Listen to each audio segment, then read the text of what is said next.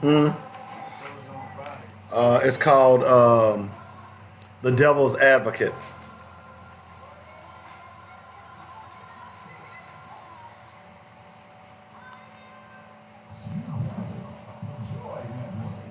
The views and opinions expressed today on Black Focus Radio are not the views and opinions of the station, its management, or its advertisers. Now, let's get ready to focus on our issues, our solutions, using our voices on Black Focus Radio.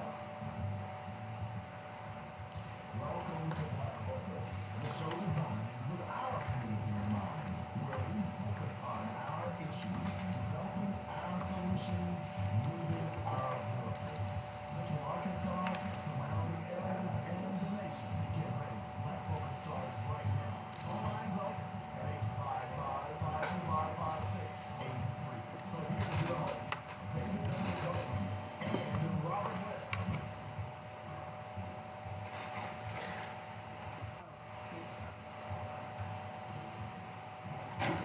Program. Hey, good afternoon. Welcome to Black Focus Radio. It's the Monday edition. 855-525-5683 is the number. That's how you get in touch with us. You know, we like to say our issues, our solutions, our voices. And, you know, some people might wonder, what do you mean by our issues, our solutions, our voices? Well, let me clarify for you real fast. When I say our issues, that means issues that affect the black community, okay? Things and people that look like us, okay? When I say our solutions, that means for far too long, we've been hoping that someone would come up with a solution to save black folks. In fact, one of my black facts today was going to be about Woodrow Wilson, and I'm gonna save it till tomorrow. But we, throughout, from the time we were released from slavery, Massa gonna save us. Oh, Massa. Oh, Massa. But we found that Massa don't give a damn about us. So I say our solutions. We have to come up with our own solutions about what's going on in our communities. All right? And then the last part of that, our voices. That means we're talking about it. We're the ones that's talking to one another. We're the ones who are telling the larger community that these are our voices. These are our solutions. Okay? So that's what I mean by that.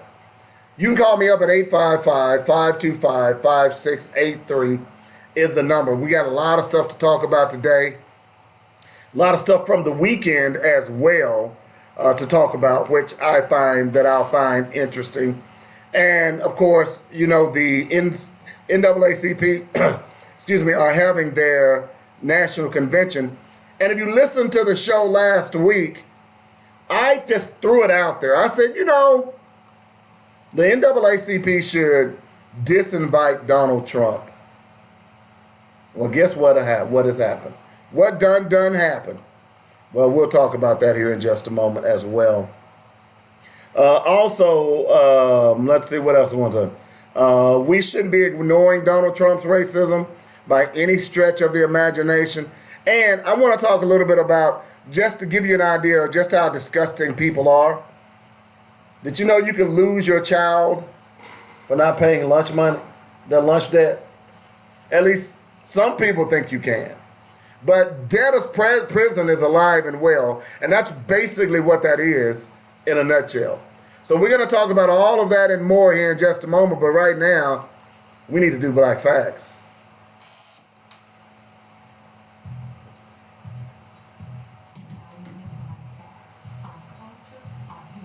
You caught that little cute, didn't you? Good, you got that good.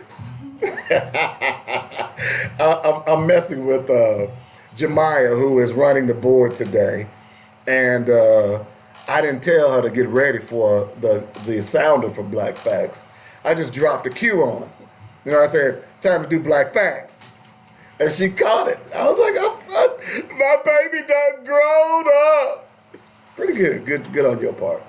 All right, so as I said a few minutes ago, I had another Black Fact that I thought about doing. It was about how Woodrow Wilson promised to save black folks. Another white man promising to save black folks. But we're going to save that one for tomorrow. I think this one is far more fascinating to me. Okay? And part of the reason it's so fascinating is because I've studied this. I've known this. You know, that book list that I give you all every Friday, those books on that list, all of this information is in some of those books that I've read. So it makes me feel good that when I've done research and then someone comes back and validates that research, and that's what this article does. And to be totally honest, that's how you do research. Okay? You go out and you look for research and then look for validating evidence. So if there are 3, 4, 5 different people saying the same thing, you can usually think that it's true. All right? So Africans came to America before the Atlantic slave trade and brought civilization. Now, you know, I've already talked about they came before Columbus with Dr. Ivan Van Sertima, one of my favorite books of all time. That was when I first was turned on to Can Musa, okay, and Abu Bakari. So let's listen to this real fast. When examining history and ancient civilization, in every landmass on this planet, you can find evidence of so-called black people exploring and flourishing long before any non-black groups. Melanin once ruled the earth. It should be no surprise to hear that the lands now called Americas, North, Central, and South, was once inhabited by dark-skinned people with Negro features before the Atlantic slave trade. Upon acknowledging this, it must make you wonder, what happened to those people? Did they all become extinct when the European colonizers brought disease, war, and captivity? If they're not extinct, then where are these mystery people with Negro features? If they are extinct, isn't it a strange coincidence that most of the people classified as African American or Black Americans resemble the earliest accounts of Indians in America, as well as the uncanny resemblance of ancient Olmecs? Once you go deeper into your research, you'll understand how the numbers given to us about the Atlantic slave trade have been dramatically exaggerated to cover up the fact that Europeans enslaved millions of Africans that once ruled the American lands, reclassified them as Indians and Negroes, and convinced the Africans that their American history started with slavery in order to keep the stolen land for themselves. We've all been lied to, my brothers and sisters. For hundreds of years, we as a people have suffered an identity crisis manufactured by the international manipulation of European imperialism. We can no longer allow our identities to be changed like the seasons while we stay ignorant of whom we really are. Since the beginning of European colonization in America, our national identity has changed continuously, from Negro to Black to colored to African American. All of these are misclassifications. Why would you want to classify yourself as something you're not? Who are you?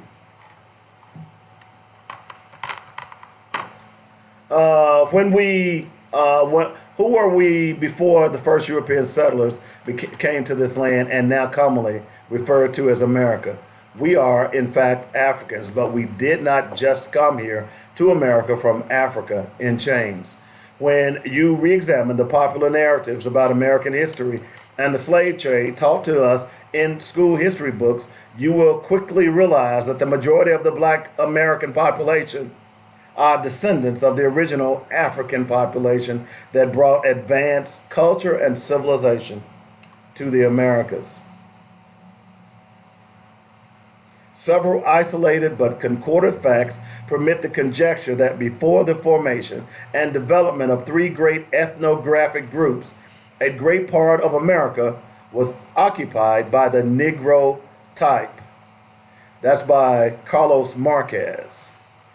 Contrary to popular belief, real Aborigines of the American lands had Negro features. European explorers saw people in the New World, described them as having dark skin, woolly hair, broad noses, and big eyes. Thousands of years ago, Africans found their way to America and settled here. I've been taught my whole life that all life started in Africa around Ethiopia based on biblical descriptions and the Garden of Eden and the estimated dates of alleged ancient African artifacts discovered. I must admit, whether life started in Ethiopia or not, as of now, it still makes sense that all human life originated in Africa. However, if it eventually turns out that the ancient civilizations in America predate the ones in Africa, then history must be rewritten.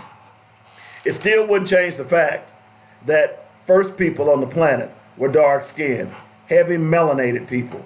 I've got some leads I'm currently researching on in my attempt to discover the truth that dates the ancient civilizations.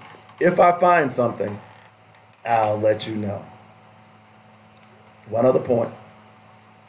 It is a contradiction to the most elementary logic and to all artistic experience that an Indian could depict in a masterly way the head of a Negro without missing a single racial characteristic, unless he had actually seen such a person. The types of people depicted must have lived in America. The Negroid element is well proven by the large Olmec stone monuments as well as the terracotta items, and therefore cannot be excluded from the pre-Columbian history of the Americas. And that's our Black Fact for today.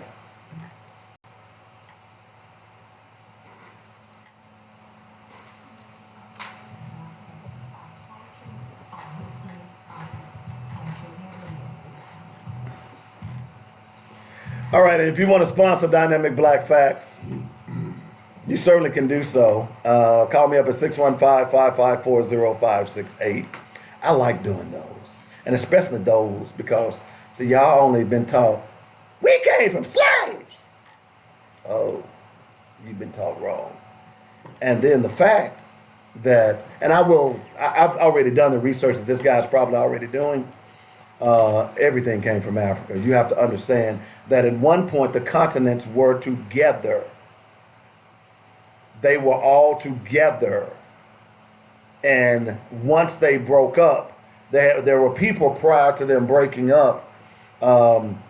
They migrated to different parts of the world. That's why, remember the story a couple of weeks ago where the Swedish people are mad because they just recently found out that they evolved from black people with blue eyes. They mad. You know, and you say, well, how could that be possible? Well, over evolution, you have to understand the melanin, although you're born with it, it can become bleached out through cold. Yeah, it's. Can you hear me? Yeah, we can hear you. Oh, I can't hear myself. You might. Yeah, there you go. Try one of these. Yeah, there you go.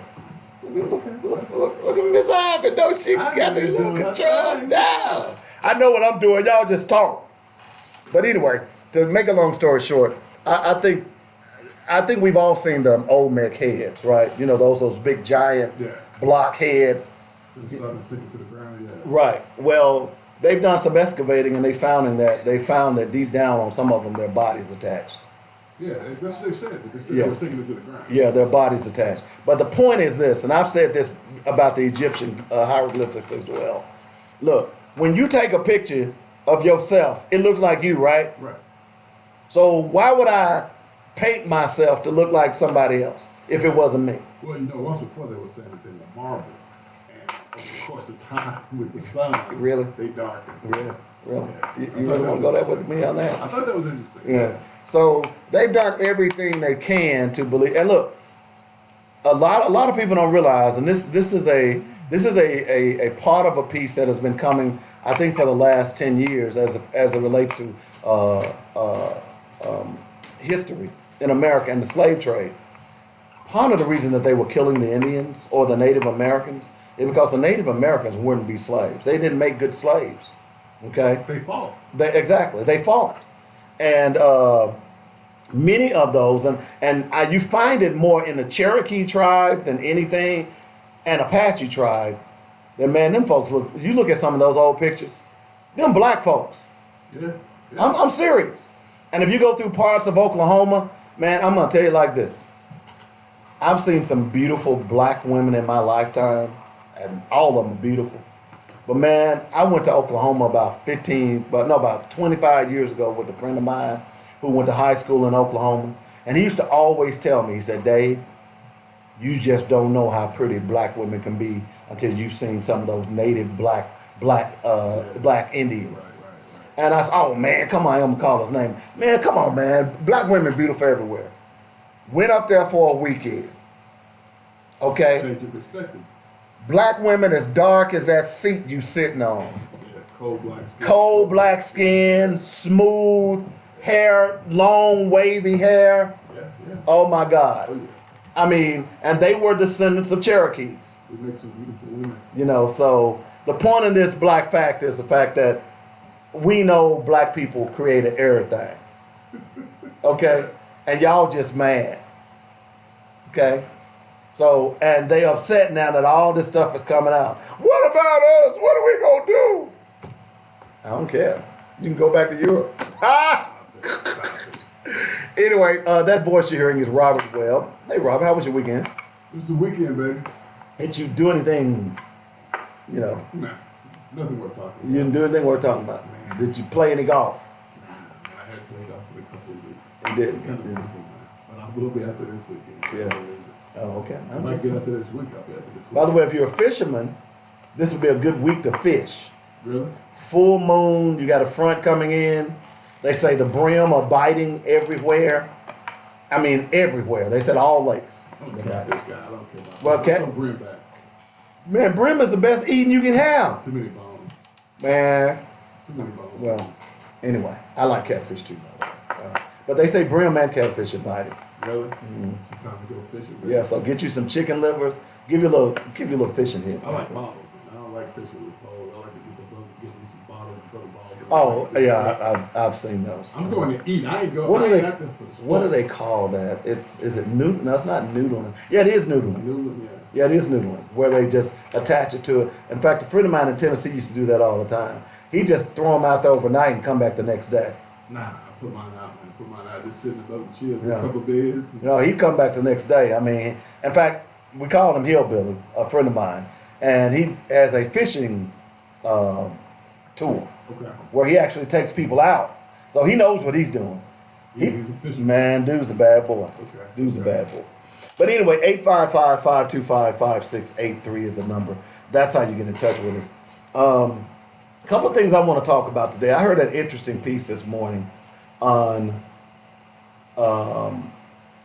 CBS. No, it was MSNBC about how Democrats should run against Donald Trump. And I'm like, isn't it pretty obvious how you should run against him? How's that? You use his racism as his foil. It's not gonna work. But you can't ignore it. See here, and I thought the guy who was making the point. In fact, I'll pull it up. It was Tim Wise. He made an excellent point. Give me a moment and pull it up because, see, the problem with ignoring it is the fact that you normalize it. Okay, and that's what has happened with the media and Donald Trump is that early on they started saying, "Oh, that's just Donald. That's just Donald Trump."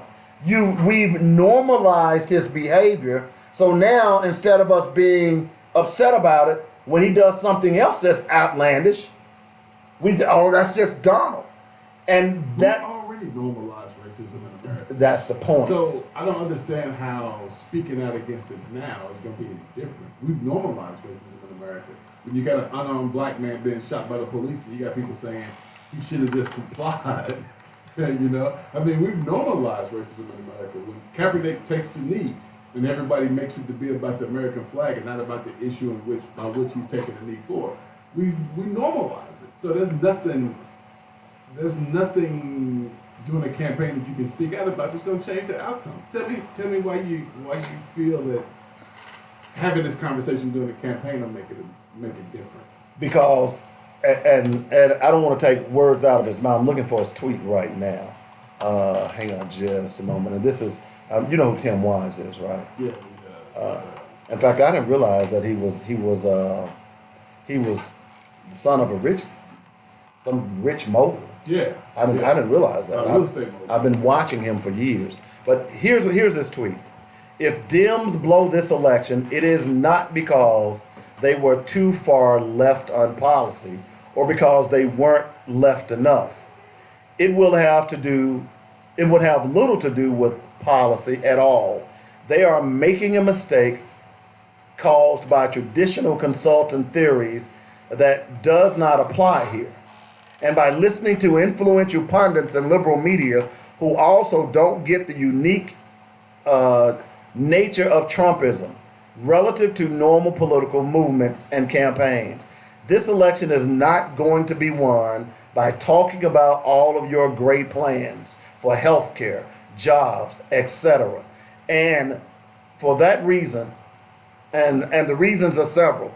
Let me begin by saying that I have experience confronting the kind of phenomenon we see in Trumpism, and far more than most. Any of us who are involved in a fight against David Duke in Louisiana in 1990 and 91 know what this is and what must be fought. So before explaining what the Democrats are doing wrong right now, a little history. In 1990, white supremacist David Duke ran for the U.S. Senate in Louisiana and 91 for governor. He lost both times, but both times he won the majority of white vote, 60 to 55%. I was one of the staffers on the main anti-Duke PAC at the time and ultimately became assistant director. In 90, even though our director, Lance Hill himself, and few of our founders wanted to focus on Duke's bigotry, ties to extremists, and appeal to white resentment, after all, that was the issue. It was a moral struggle against racism. We had mainstream Democrat consultants who warned us against focusing too much on it. They said that played right into Duke's hands. What are we hearing? They're saying if you say that now, that's playing right into Donald Trump's hands. What he's saying is that he's focusing on the abhorrent, the nastiness, the dirtiness, what is racism.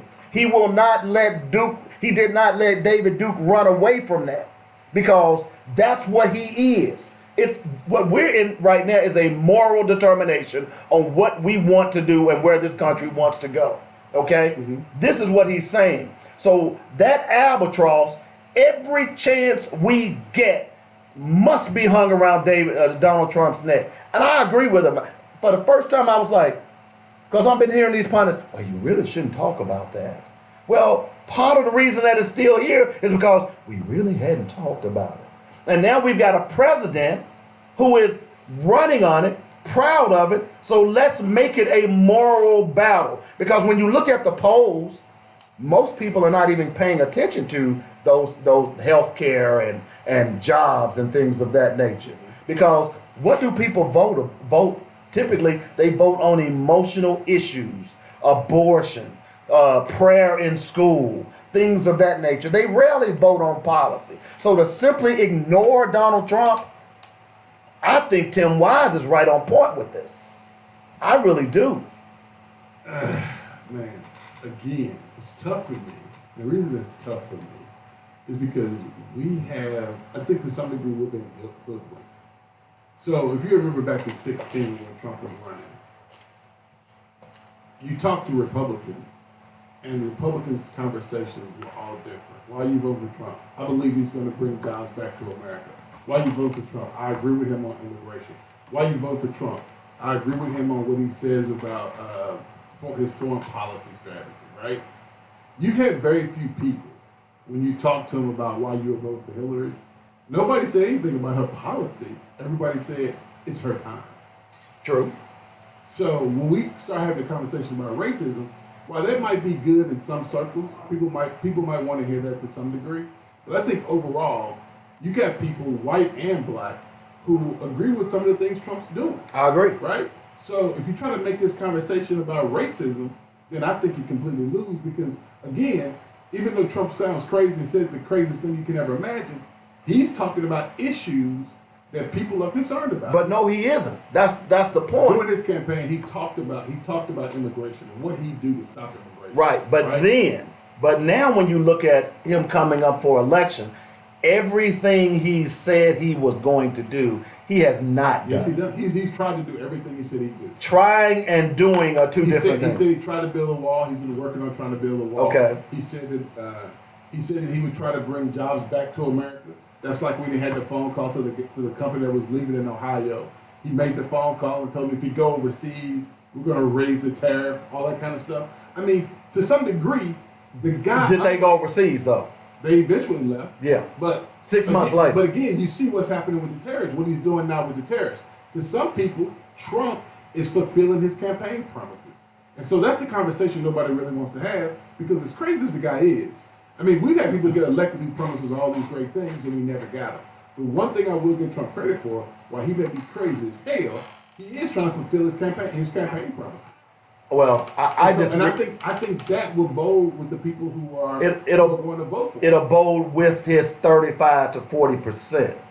What Tim Wise is talking about, there is a significant independent following. They're going to be that 35 to 40% that's going to vote Republican and that's going to vote Democrat. We see that every election. Mm-hmm. What tips the election are those independents. Right. Are those people. And so you're saying that those independents are going to vote for someone other than Trump?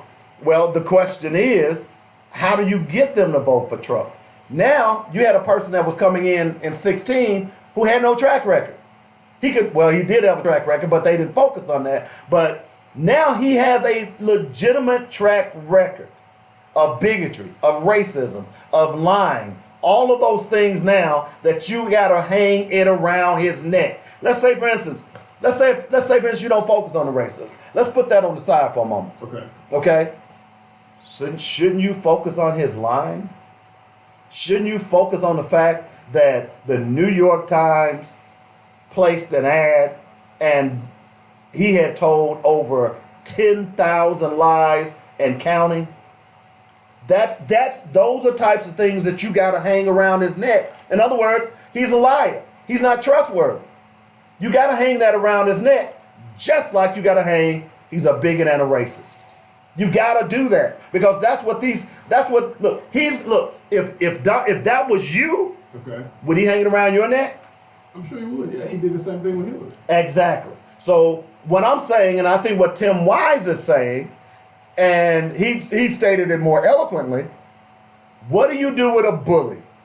You punch him in the nose. And it's clear that this guy doesn't like being punched in the nose. That's why he went after those four U.S. congressmen, because they punched him in the nose. He didn't like it. They bloodied his nose. Since then, he's been slowly backtracking. That's what you have to do with a bully. And that's what Tim Wise is saying. You got to punch this guy in the nose, and then when he gets up and says, you broke my nose, then you got to punch him in the eye. And then you got to kick him in the balls. That's how you got to fight this race. Look, I'm all for policy. I'm a policy wonk. You and I, we can understand that stuff, okay? But the average Joe Blow, they like sensationalism. That's why they like Trump. You hear what Trump said? Oh man, I love that Trump man. I tell you what, he don't mind saying what he want to say. Unfortunately, that's what turns on the American public. This is why you have so many shows on TV, these reality shows. That's why they're so popular. Is because people want to see the sensational. People want to see the odd, the strange, the different. Donald Trump was odd, strange, and different. That's why he won. What the Democratic Party has got to do, unfortunately, you're going to have to get down in the mud with him on some occasions. But I lose again. As a black, I lose again. Because we ain't talking about my issues. The I agree. The only reason I'm voting is I'm voting because some racist dude in there. So y'all say anyway, he's a racist. Mm-hmm. So I lose again. I agree. I never win in this thing. So now you're telling me I gotta Oh, go vote but see, 'cause I gotta vote this racist out. I But hear that's what all I get. That's all I get. hear what you're saying, and you make a valid point. But however, here's where we have a little leverage now. Okay, let me hear it. Okay, what have they been doing since 2016? After 2018, what did they figure out? Who's that? That Democrats in general. Nothing. Oh yeah, they did. No, I didn't. Yeah, well, let me tell you. Let's just walk with me here, okay? Black women and black men. They got Obama elected. Even yet this morning, they were talking about how Joe Biden has got to. He's now beginning to embrace more of Obama, so that he can curry more favor with the black vote. Okay. So what Democrats have got to do now, more than anything else, and what black folks have got to understand now, is more than ever they realize the power of our bloc. Unfortunately for us as black people, we don't vote in a bloc. So now, if they win this upcoming election, they already have said if it wasn't for black women, the senator in Alabama would not have won. Okay, if it wasn't for black women, the turning of the tables and a lot of these races over in 18 would not have happened. Okay, so now if that's the case, if you're really saying that, okay, let's say Trump gets voted out of office. It's certainly going to be because of that power of the black vote. There's no ifs, ands, or buts about that. Okay. Now here's what you do. All right. But you talking about that fact again? But again, that's the only path you have right now. Okay. I don't have a clear path to you. Okay, but you do. Just listen. Okay. Now, and I know there's a caveat because we don't really have black leaders. But if we're smart, if that president, the office turns over, the Senate turns over, then black people need to say, okay, now you got the presidency, you got the Senate, and you got the House. Now this is what we want. Mm-hmm. All right? Mm-hmm. That's what, in my opinion, that's what they ought to do. In fact, we ought to be powwowing right now together, determining if that occurs, what we're going to do, what we're going to go and say to the Democratic Party. Because if they say no, if they say, well, y'all wait, then the next election cycle, then we show them just the power of our vote and we take the vote somewhere else. This is how you got to use this strategy now, okay? This is the strategy that ought to be, and I was thinking about this over the weekend for some weird reason. I was driving, it just popped into my head. And what's weird about it, Robert, I was thinking about you. Uh-oh, that ain't good. Because, Robert, I always say, well, Democrats don't do that, Democrats do it, and you're right. But I was saying, in this time period, how can we now begin to leverage our political power? We've already begun to see it over the actually we saw it with the election of Obama. Okay? Okay. But nobody decided to corner that market. Now that Obama's out of the office, now is the time to say, hey, you have black political clout. We've seen it in 18. We're going to probably see it in 20 as well.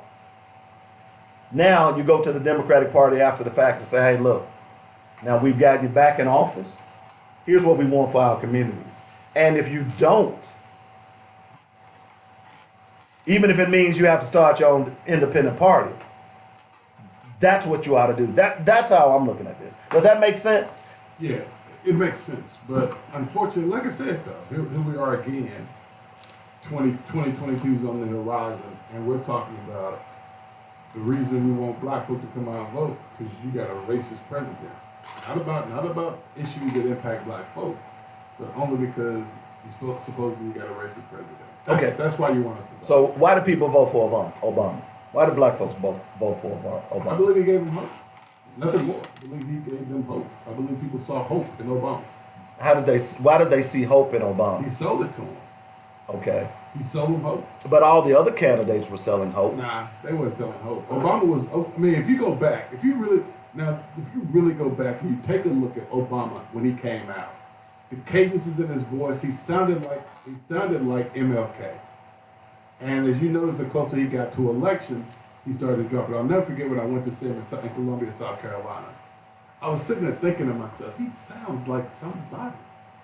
right? The way he was talking with the, I am. and no, I have a dream. I mean, all the cadences in his voice and even the tone of his voice, it made you think of Dr. King, right? So when he was doing all this, he did a great job of selling himself to the people that he was bringing hope. That was it. That sounds all eloquent and stuff, Robert, but you're wrong. Okay. You know why they voted for Obama? Why? Because he was black. You think that's the only reason? You know why all? I'm talking about black folks. You talking about black folks? I'm talking about black folks. About black folks. Okay, black folks voted for Obama for one reason and one reason only, because he was black. Then we got what we deserve, right? Okay, we got what we deserve. We concur on that point. Okay. But what I'm saying to you is that black folks voted for him for one reason only. Black folks vote on emotional issues. Okay? They don't give a damn about policy.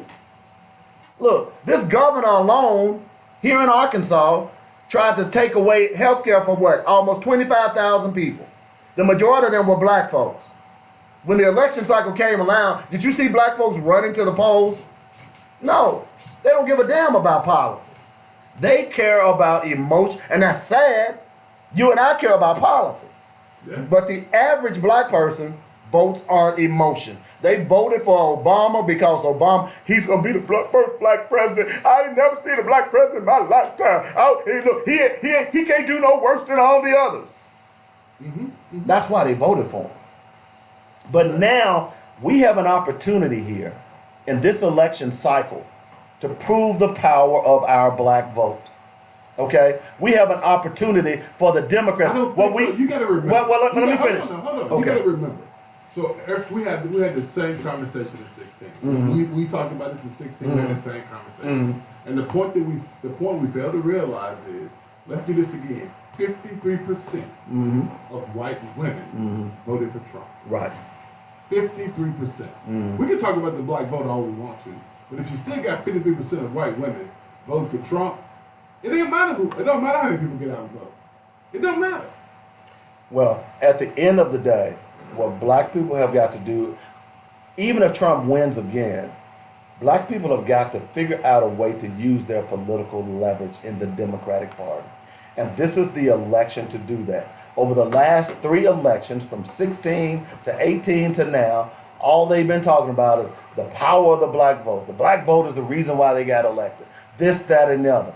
What I'm saying is that black people or black politicians are not using that leverage to get things done for the black community. So in other words, if that be true, if I'm head of the of the Congressional Black Caucus, I'm on the phone to Nancy Pelosi next week saying, hey, look, this is what we want. Well, let's go back. You want me to carry the line? We constantly talk about this thing, constantly talk about the thing in Alabama. And I think it's important that people understand that while I'm not trying to take anything away from black folks and black women getting out to vote, but when we look at the numbers, precinct by precinct in Alabama, it was just obvious that white people did not come out and support the guy who they considered to be a child molester. People did not come out and vote for him. That was it, flat, that was it. Republicans who had came out and voted in the 16 election did not come back out and vote in the 17 election. That was it. Had they came back out, he would have never won. Now, we can sit here and have this conversation and make each other believe that because black people get out to vote, that is why they won. That is not true. If you look at the numbers don't add up. How could you have such a strong showing in the 16 election, but then such a dismal showing in the 17 election? And in predominantly Republican precincts, he won. Now, you can't explain that. Well, you can. You can just say, hey, they did not come out. They decided, hey, you know what? I'm going to sit on my hands. I'm not going to go vote for Ray Molester. That was it. But now we're still having a conversation that it was the black vote. And it was not the black vote. Well, when you talk about numbers, and I was trying to pull up this article, and I'm going to try to get it up on my other system here. New data makes it clear. Non-voters handed Trump the presidency. Yeah. Okay? So what I'm saying, what this article, this is from the Washington Post. What I'm saying is that those But see, this is why I totally disagree with that article. If 53% of You white can't, women, you can't argue. I No, totally you disagree can't with that. argue numbers This on is- one this is side, why and it then when you bothers got me. more data out, and then you want to say This is no, you what agree, bothers you me. disagree with No, it. this is what No. bothers me. No. This is what bothers me. This is what bothers me here, right? So, white women in the Obama election, in the Clinton Trump election, 53% of them voted for Trump, right? So now they're gonna come back and say, well, you know what? We had all these black people who didn't get out and vote. Really? We ain't talking about who didn't It's vote. not just We black talking people. about- It's not just black folks. So how many? What was the number then? I'm trying to pull the article. Yeah, up. please Give me a find moment. Okay. Why you can't argue numbers on one side and then try to discount numbers on the other side. I didn't discount the numbers. You just tried to pull a Trump on I did me. not discount the numbers. Hang on a minute here. Let me see if I can get that article up. But my point I'm trying to make is this. So what was the article? Tell me the article. What was the article about? It's from the Washington Post. Let's see if it'll come up. So I don't pay for the Washington Post, so once a month, you only get like 4 articles a month, and then they try to make you pay. I ain't paying. You ain't feeling it. Okay, so You found it? yeah, here it is. Okay, Let's give see me if the it'll numbers. let me Give me read the it. numbers. Come on, break the numbers. It says most of our assessments of the electorate in 2016 are dependent on estimates. Polling before the election that suggested where people were leaning, exit polling, after the fact that gives us some sense of who actually turned out. More than 137 million people voted, understanding exactly who they were and where they were voting. Okay, on Thursday, though, the Pew Research Center released an unusually robust survey of the 2016 electorate. In addition to having asked people how they voted, Pew's team verified that they did, giving us a picture not only of the electorate, but also of those who didn't vote. There are a number of interesting details that emerge from the research, including a breakdown of President Trump's support that confirms much of his base has backed him enthusiastic since the Republican primaries. The data also makes another very clear point. Those who didn't vote are responsible for the outcome of the election as those who did. Profiles of validated voters, the ones who didn't vote the most were 18 to 29, which is that millennial area. On race, whites voted 52, non-whites 52%, white voters 74%. Okay. That's voted, right? Right. Okay. So it just goes on and on. And the point of this article is that because you got to realize, I believe it was Wisconsin or Michigan, one of the Rust Belt states. Okay. Trump only won that state by 10,000 votes. And when they went back and they looked at the rolls of people who traditionally vote against Republicans, had those people went out and voted just in that one state and voted with their past patterns of voting Democratic, it would have flipped the election. This is not me saying it. So They've done. So let me make sure I understand what you're saying. So you're saying that had they went out and traditionally voted Democratic like they always do, but you said that they didn't vote at all, or they voted? They didn't vote at all. That's what I'm saying. Well, Forget about the ones who crossed over. I think the message is very clear that they don't have a reason to vote. Well, you might be right on If you that. don't give them a reason to vote, why would they come out and vote? Right. So that goes back to, and that's an excellent point. But that goes back to playing on your emotions. Okay? What can I do to get my folks out to vote? Well, what did Trump do? He played on their emotions. That's what he does every day. Democrats have gotten so hoity-toity that, oh, well, we're not going to go down there. When they go high, we go low. No, I think it's the other way around. But you understand my point? I get your point. When you look at the electorate, especially young people, you hear them talking about it. You hear even Democrats, people who have been Democrats for years. Man, we're catching the blows. We want to fight. We want to see something fight. I don't disagree. we're not seeing that. We're not seeing that from the Democratic Party as it relates to Trump. Democrats. Why would they fight? Well, why Tell not? me why would they fight? Well, at least put on the Democrats front. have never fought. Well, that's the problem. They're not going to start now. That's the problem. Therein lies the problem. Look, let me tell you something. When in Rome, you do what? They say you do as a Roman. You do as the Romans. And right now, you're in Rome. If you're in a pigsty and you think you're a pig, what you do? You wallow in the mud, right? I'm just saying, okay? I don't see a big need there. You know, well, maybe not. But I'm saying what the Democrats say. Don't come arguing me about policy. I don't care about policy. Well, personally, I do. But policy does not get people out to vote. No, it's not going to. You see what I'm saying? So what other means can you use to get people back out to vote? And that means you got to hang that racial albatross around those black folks that didn't vote. Now you got to say, oh, he's a racist.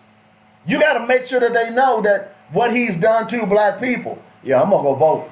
Yeah, I'm going to go vote. Same reason they went and voted for Obama. I'm voting for Obama because he's black. Okay? But again, I still lose, Jay. I don't know. I don't win. I don't win. Even if I get Democrat. We haven't tried that. We haven't tried what? That concept of I don't know, and as I think about these presidential candidates, I'm trying to think which one of those will be willing to get down in the muck and mire with him. I don't want Joe Biden. You know why? Because Donald. Well, I don't want that. The South Bend guy. I liked him at first till he did that thing. I'm done. Well, with I already knew about him and I'm his done with him. and the murder. Well, even before the murder of the black man in South Bend, he had fired a black police chief on questionable circumstances. So I wasn't with him at all. Believe it or not, I'm gonna tell you like this. I think right now, as much as I don't care for her, So, Kamala Harris will give Donald Trump a fit. come on, man. Here's why. I might as well elect the Grand Wizard Ku Klux Klan. I'm gonna get the same results.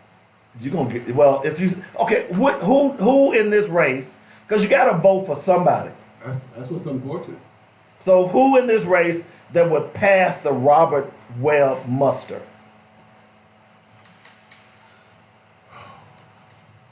The other person to me is Elizabeth Warren.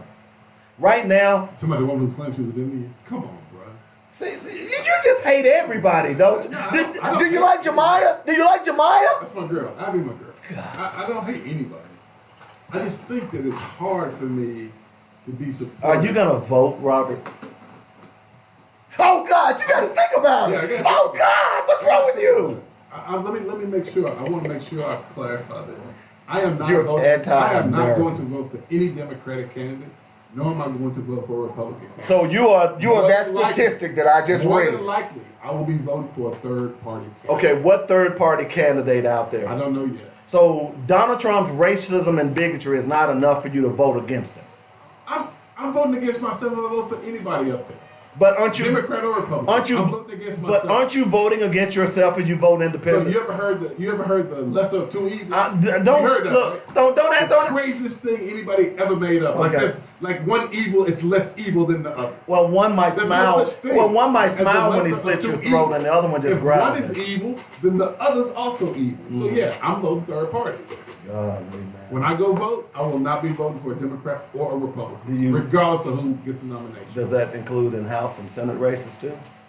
Depends on who's up. Yeah, probably. Wow. See, you're the problem. No, You're why- if you're vote- why the my vote- democracy my doesn't vote comes work. with responsibility, and nobody's willing to accept the responsibility to get my vote. Accept the responsibility to get my vote. Talk about the issues that are important to me. So you don't like Cory Booker? Hell no.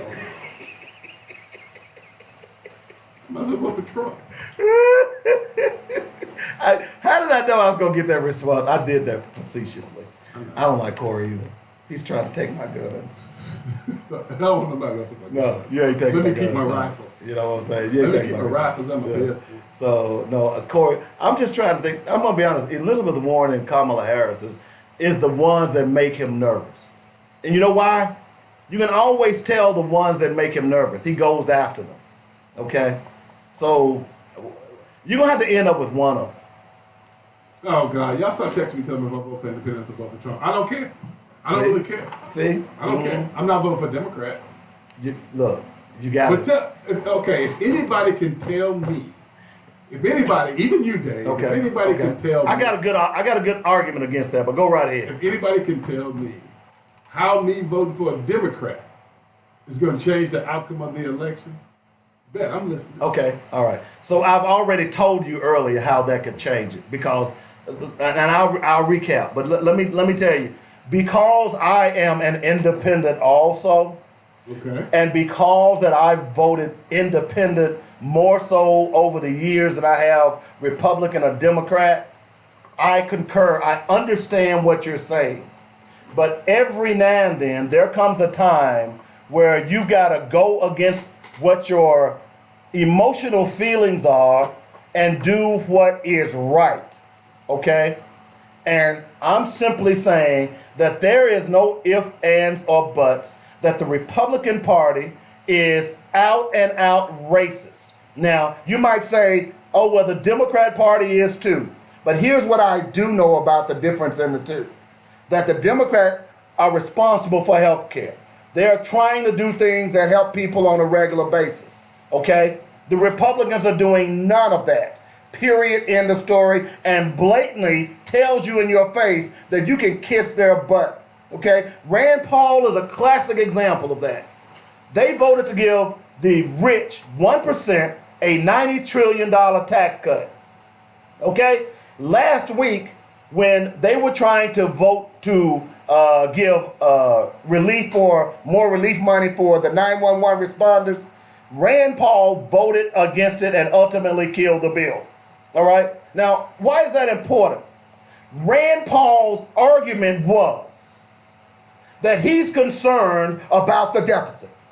And by voting for that bill, it will run up the deficit. Well, damn, Rand Paul, you just gave the top 1%, your cronies, a $90 trillion tax cut. Yeah, who gives them campaign contributions? That's my point. That's my point. Is that those people, Republicans have blatantly told you that, hey, we don't care about y'all. Republicans have always been honest with me. It's the Democrats who constantly lie. That may be true. Republicans have always said, listen, if you get out here and get you some money, I got you back. You ain't got none, I ain't got you back. But right? if you get a certain amount of money, Get your money. I'm gonna figure out a way to help you get more. But the thing is that when we have conversations around, are you slipping into Republicanitis? Is that what I just did I hear? You know what? I love to say this, and I'm gonna say it here now so people can understand and hear me for the first time. I used to vote based on what I thought was right. The first time I ever voted, 1988, I voted for Jesse. No, that was Jesse. Jesse was 8. I voted for Jesse in primary, but I voted for Ronald Reagan. First time I ever voted. I specifically didn't vote for the Democrats. Okay. Because y'all screwed my boy. Can I get a 20? Can I get a 20? I need you to open your wallet right now. I need your black card, bro. Give me your black card. No, let me tell you why though. I need your black card. Why. It's important that you understand why. In 84 and 88, right? 84 and 88, Jesse Jackson, man, he was right in there. He was right in the thick of it, right? Didn't get him in 84. Then in 88, he was number 2. And for years, Democrats take the number 2. You get the 1 and 2 tickets all the time. George Bush and Ronald Reagan, 1-2 ticket. That's what you always get. Well, guess what? Mondale wins. Jesse Jackson's number 2. Guess what they go get? Geraldine Ferraro. Geraldine. Y'all lost my vote, player. Y'all play the black man, I'm gonna play y'all. So so now it comes out. You're mad about. No, you can't screw me and expect me to show you love. It ain't gonna happen. Okay, don't you forgive? No. Come on, where's your forgiving heart? So in '92, when your boy Clinton ran, I voted for Clinton. I regret I did it. I tell people all for a long time, I've never voted for Clinton. In '82, I voted for Clinton. But in '96, I voted for Ross Perot. I did too. I voted for Ross Perot. Here's your chart right here. Look at this right here. By the way, Ross Perot just died about a week ago. That was disappointing to me. But here's why I voted for Ross Perot. I was hoping at that point that America would wake up and go ahead and realize that the problem is we need more than 2 parties, okay? As far as I'm concerned, we need 10 parties. That's how this should work. don't know how many parties we need, but We need more than two. I don't want to be. I'm not married to the Republican Party or the Democratic. Well, neither am I. I'm married to whoever's going to do right by me. Right. Whoever's So, going to talk about the issues that are important to me. so are Republicans talking about issues that are important to you? No, I wouldn't vote for them. Okay. Anyway. So are Democrats talking about issues that are important to you? No. So you don't think healthcare and your kid? Here's why I think it was so neat.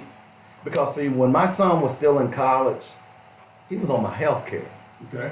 At 18, well, at 21, he would have optioned off of that healthcare. Right. So when he was sick, he could use my health care. That's Okay. not important to you? No. Wow, you Not don't, as important to me. you don't as like the your other thing. kids, do you? Not as important to me the other thing. I'm I just- can buy some damn insurance, Dave. Why do I care about that? Have you- I can buy some insurance. Well, I'm That's not sorry. important to I'm me. sorry. Everybody ain't packing like a mining mule like Yeah, you I are, ain't packing Robert. like a mining mule. Wow. My point to you is I this. mean, I heard when you walk in the room, gold dust falls off your There shoes. you go. Excuse me. My point is that yeah, while insurance is important, that's not one of my most important. Okay, issues. I'm just saying I have that's issues one that are of far many more issues. important. Right. I have issues that are far more important than that. What about climate change? Is that concerning to you? I ain't gonna be here with climate whenever that thing blows up. Why do I give a damn? Were you living last week? And what's your point? It was hot as hell. It's always hot as hell. What you mean? Oh, okay, I guess it was. But it was. Look, did you know last week that it was 90 degrees in Alaska? Okay, and That ain't normal, bro. okay. That ain't normal. In my lifetime, Dave, that's something I can't even fix. See, you sounded let's like a move to the next Republican. one. No, I'm You just sound like a being- Republican. I'm just being realistic. Do Let you, me tell you what okay, it wait a affects me minute. Do right you now. love your grandchildren?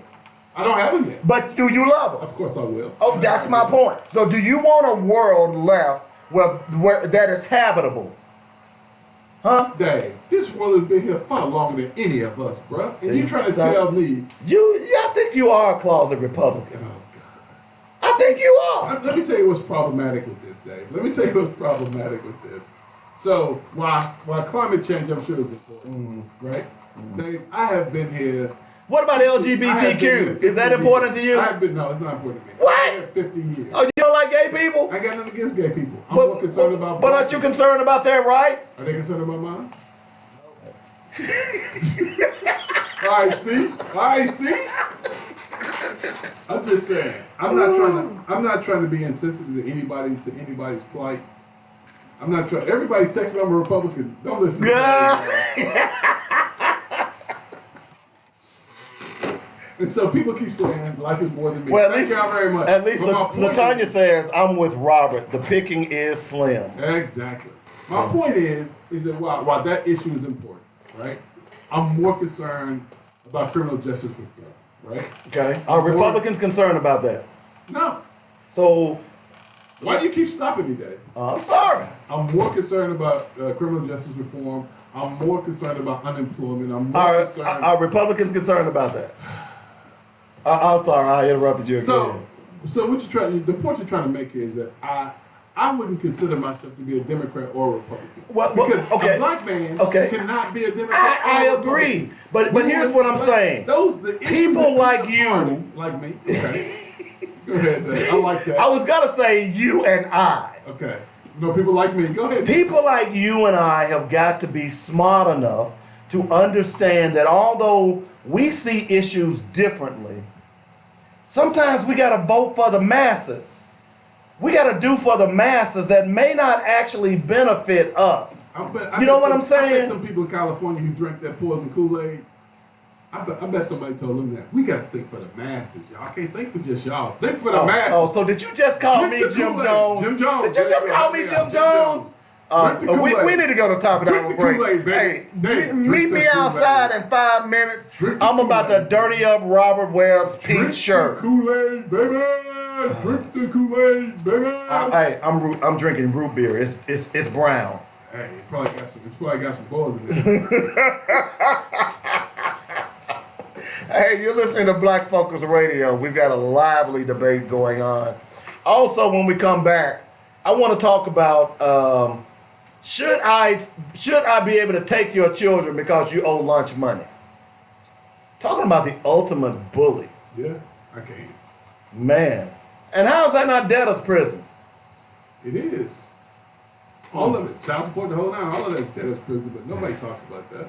All right, we'll be back in a moment. Our issues, our solutions, our voices on Black. I was about to say Vladi, Black Focus Radio. Back in a moment.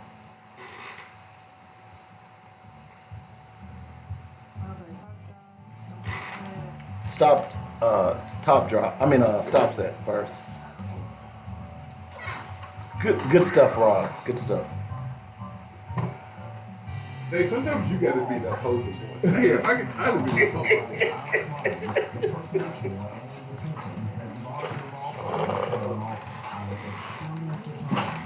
Are you talking to me? Or are you just talking to yourself? You know, that's crazy, people. You know, I'm just saying. Oh, you didn't see it, Robert, but she got a sewing machine. I'll tell you how it came about. I don't want to say her name because she don't want people to know.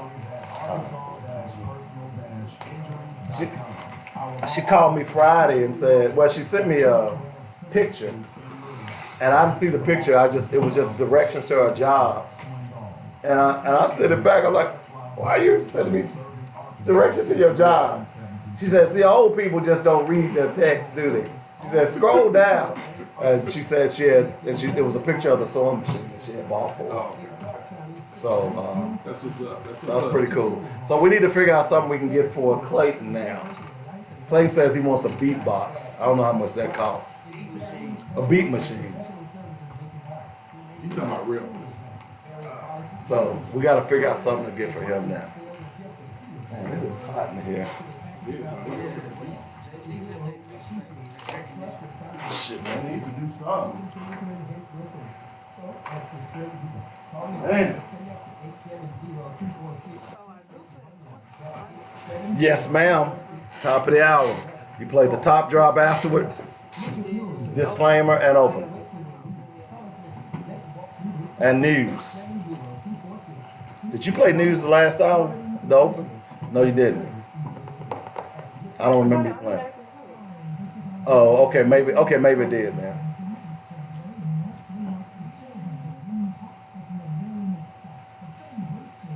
So, yeah, play the news after the open. Man, I was watching a lot of NASA stuff this weekend. They're doing like a NASA review of all. Why you looking like that, Rob? Huh? Don't tell me you one of those that don't believe they landed on the moon.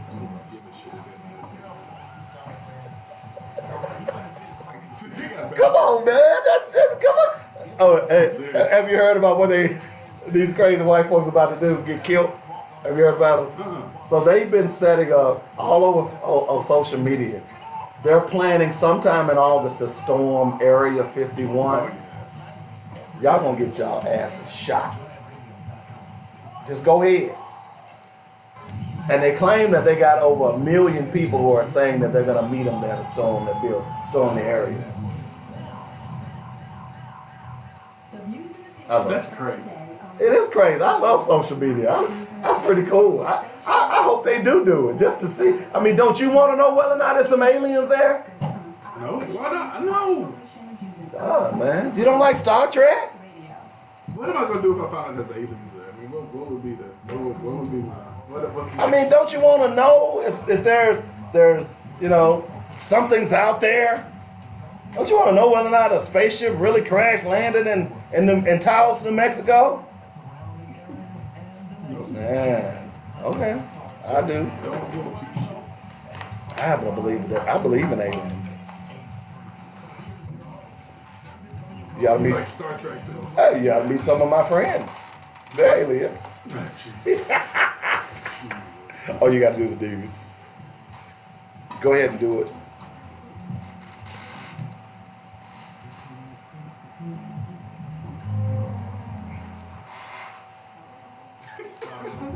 I'm so hold on. What you do? News.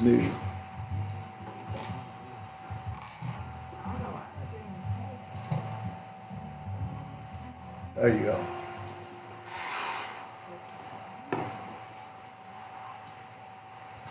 Turn it up. Georgia lawmaker Erica Thomas said she was told to go back where she came from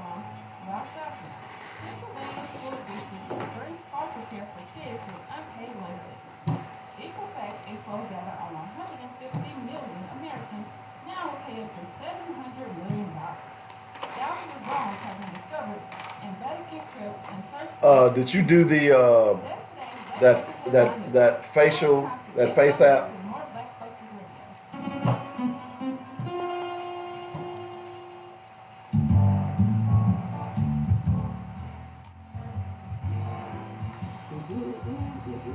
You do it? I know better. You talking to the guy who won't sign up for a discount card at the local Easy Mart. I ain't about to do no face app and let them take all my data. All right. That's what's up. All right, welcome back to the second hour of the show. Dave Coleman, Robert Webb in the house. 855-525-5683 is the number. That's how you get in touch with us. Of course, if you hadn't figured it out by now, you're still doing that face app, the Russians have all of your data. I'm not kidding. You just found that out? Are you panicking? That's what you get for being a lemming. Okay? Have all your data. Don't y'all read the fine print? Here's what y'all do, y'all. Excuse me, y'all get on Facebook or these social medias and y'all see neat little things. Oh, I'm gonna do it. And y'all don't even read the terms and agreement. Y'all don't even know that they had the right to go through all of your phone, your photos on your phone, or if you set it up on your computer, all of your photos, and then they downloaded all of those photos. So those naked pictures you have on your phone and your computer, they're gone. You're really panicking now, aren't you? Okay. And not only that, the person that created the app, you know where he's located? In St. Petersburg, not Florida, Russia. I'm just saying. Yeah, it is. I'm just saying. It all is. I'm just saying. By the way, Mitch McConnell refuses to say if it's racist to say his wife should go back to Taiwan. I thought that was a great question. Have you seen that press conference? See, maybe the reporters are finally getting some balls here. Because my point being is, why hadn't someone asked Donald Trump that very question about his wife? Why hadn't he? I'm just asking. I mean, isn't it obvious? Wait a minute, Mr. President.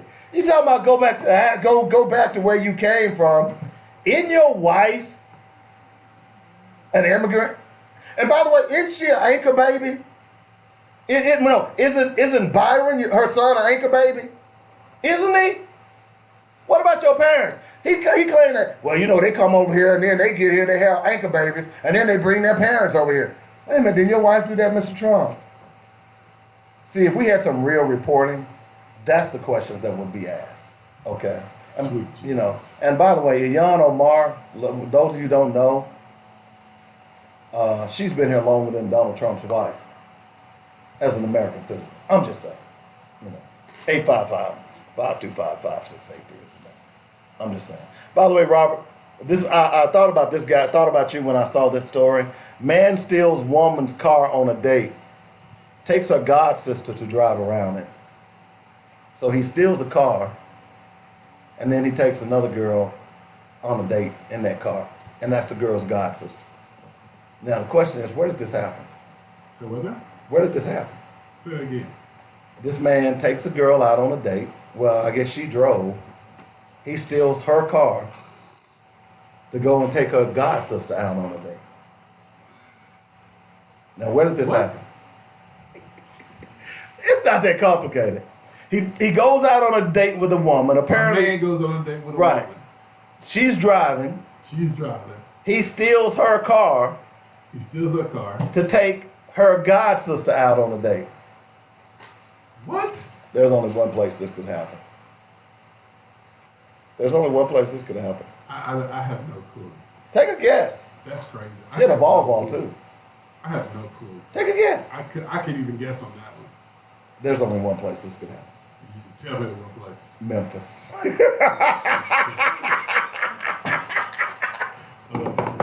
So when I said it, you said it hit you. Yeah, that's the only place that could happen. I couldn't even think of it happening there. No. Yeah. So he goes on a date with one girl, steals her car to go pick up a god sister. Faith Pugh says a man she knew from high school asked her to dinner, then showed up for their date without a car. So they took her Volvo. I guess he Ubered to her house. I don't know. The man, Kelton Griffin, asked her to stop at a gas station and get him a cigar.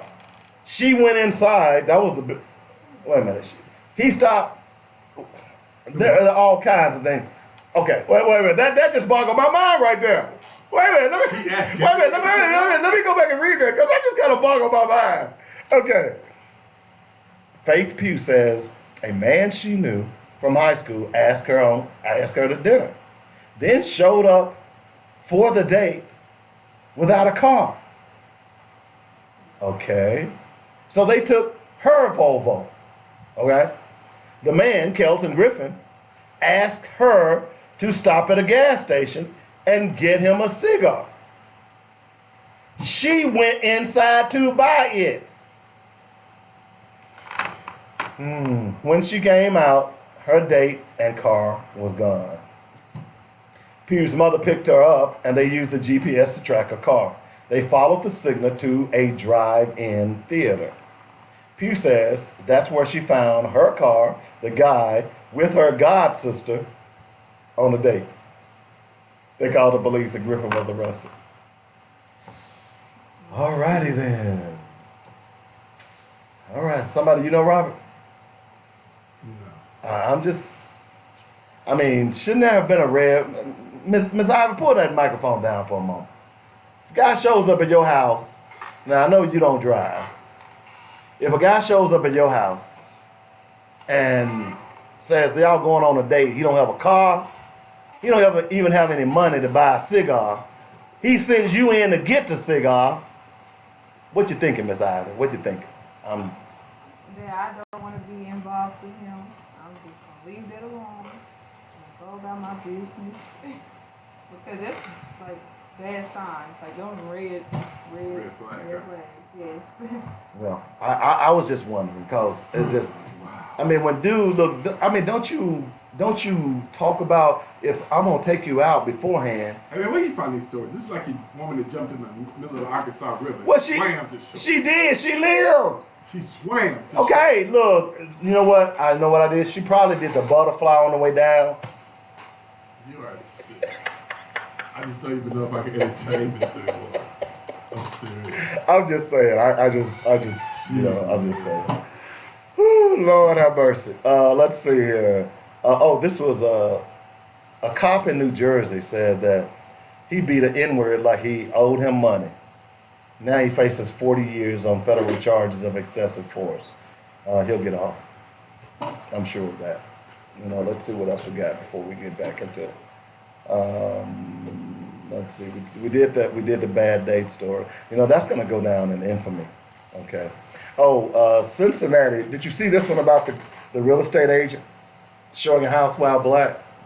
Mm-hmm. So last week, two guys went to a house. One was a real estate agent. The other one was thinking about buying the home. Both were black.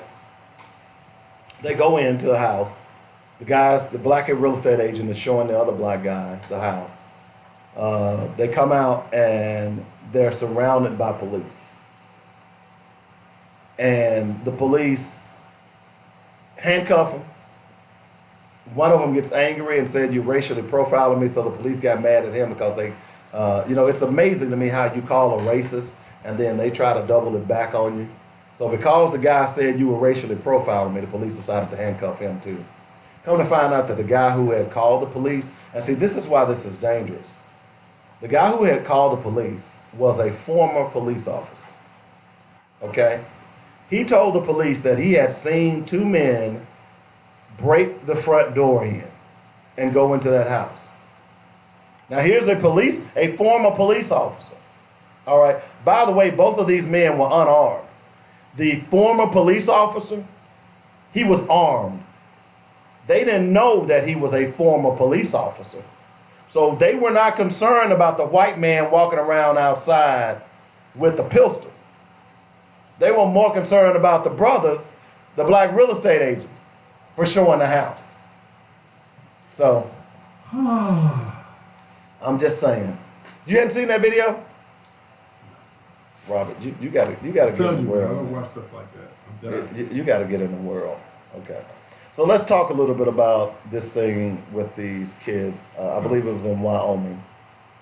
The school, and I saw the story the other day. No, I'm sorry, it was in Pennsylvania. The school system sent out letters to children's parents because I think the school system is owed something like $20,000 in lunch fees.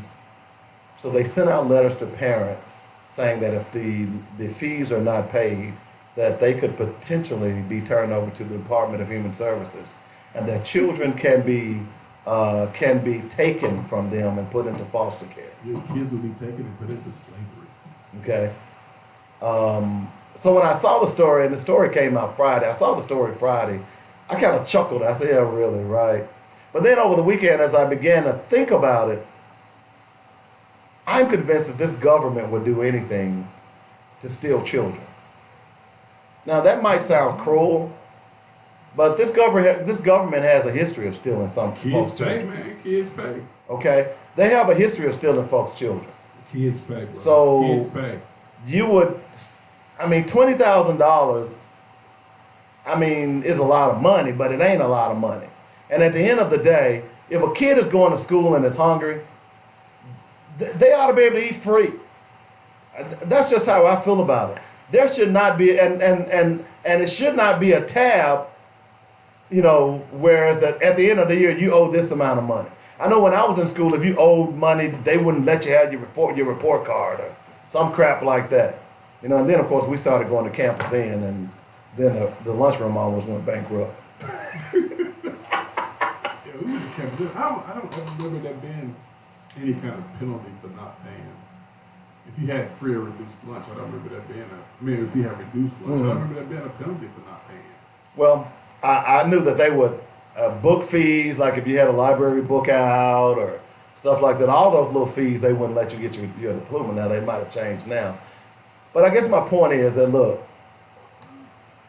we have summer lunch programs going on right now in states across the country because children don't eat. Okay. Okay. Part of the reason that a lot of kids don't do well in school is because their stomach is growling in the mornings. I'm sorry, but every child that wants something to eat should be able to eat. In the land of plenty, as they like to tell us, you mean to tell me that the government can't set up programs for children to be able to eat lunch? In fact, in some cases, lunch is the only meal some of these kids get. So if now you're not going to give them lunch, or you're going to penalize them or threaten their parents, man, I just think this is out of line. Maybe it's me. Maybe I'm growing soft hanging around you too much, Robert, but this is out of line to me. What's that? To even send a letter suggesting that you're going to use DHS to steal children. Oh, if you don't, and think about it from this perspective. How many of you all have been behind on your bills? How many of you all have not paid a bill? Just imagine that you get behind on a bill, can't pay a bill, and they say, oh, I'm going to take little Johnny. See how stupid that sounds? But that's apparently what, and I heard some people, well, they ought to pay the bill. Well, they probably behind because they poor, not poor, but poor. It just doesn't seem right to me. And for a school district to be able to come out and say that as if that's okay, that's more than insensitive. That's disgusting. So All that I can say is, kids worth money. okay, so Black kids worth money. so let's say for instance, They're worth money. I'm behind on my lunch bill, $200. We coming to pick up little Johnny. You taking little Johnny. Little Johnny got to go. Man. So what you gonna do about them parents who want to get rid of little Johnny and purposely don't pay his lunch bill? That's a good idea. That's all right. I'm not gonna pay your lunch bill. See what you gonna be tomorrow. You Keep gonna be in acting foster up. care. I ain't gonna pay your bill. Yeah. Yeah. I don't know, man.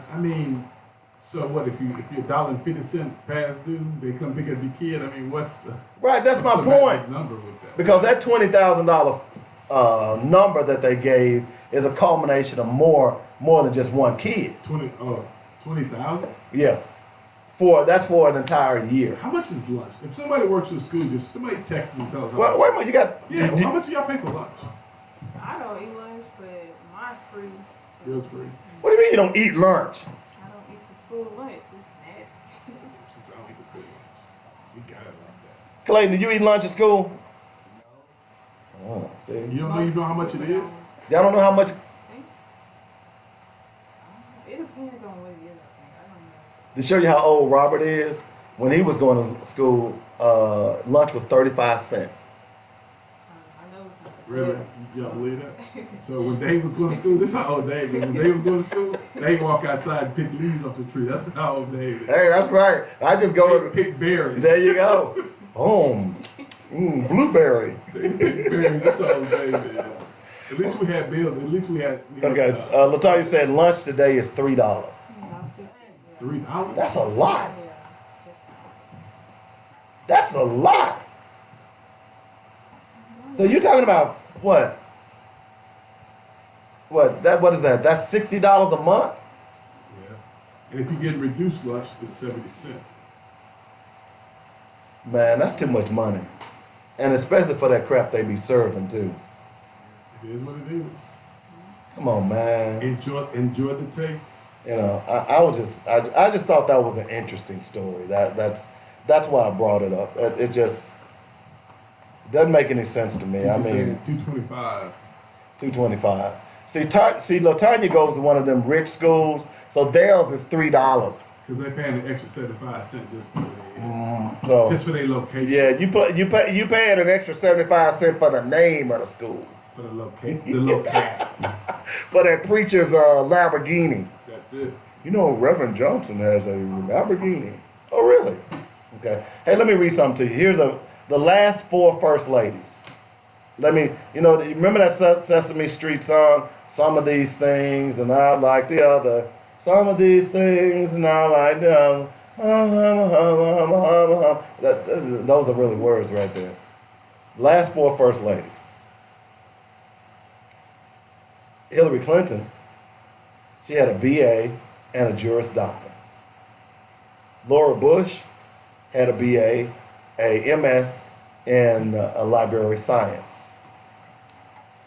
Michelle Obama had a BA and a Juris Doctor. Melania Trump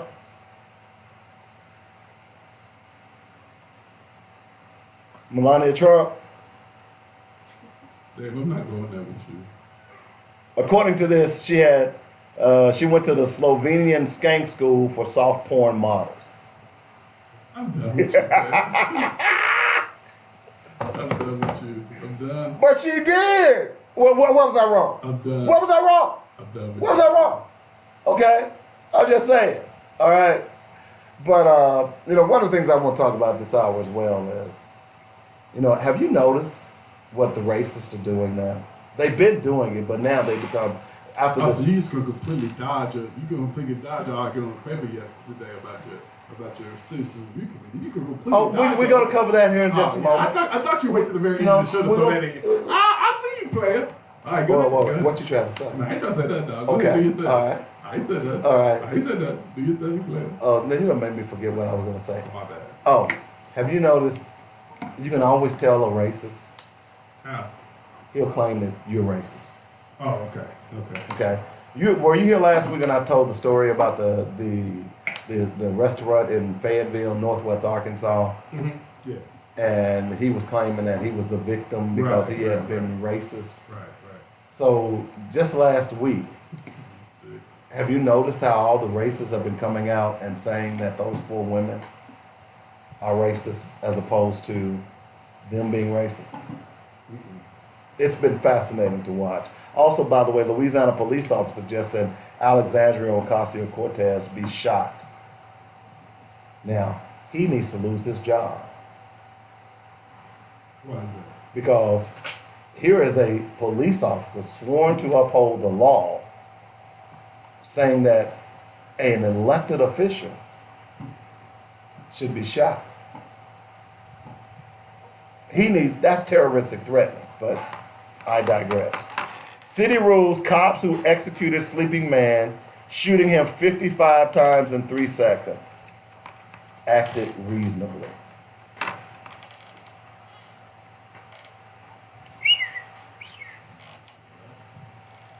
I'm doing this for a purpose. I'm getting there. This is the guy who went to sleep at the Taco Bell, if y'all don't know the story. And they arrived and they stood around and watched him for almost 30 minutes. And then when he moved his right arm, to scratch his left shoulder, they opened fire on him. But they're saying that they acted reasonably. So the point in why I'm bringing this up. And how many political candidates spoke about this? Well, okay. you're going exactly where I'm going. Just checking. Okay? You're going exactly where I'm going. The point of this is that black people are being literally lynched every day in our streets. This was nothing but a public lynching, okay? Just like Bradley Blackshire, public lynching. All of these are public lynchings to strike fear in the minds of black people. And our political leaders aren't saying anything, okay? None whatsoever. Also, Minister Farrakhan said, these ain't no punk sisters. They're where black men should be. He's talking about the 4 women, the squad. He's exactly right. Where are did you notice when all of that took place last week?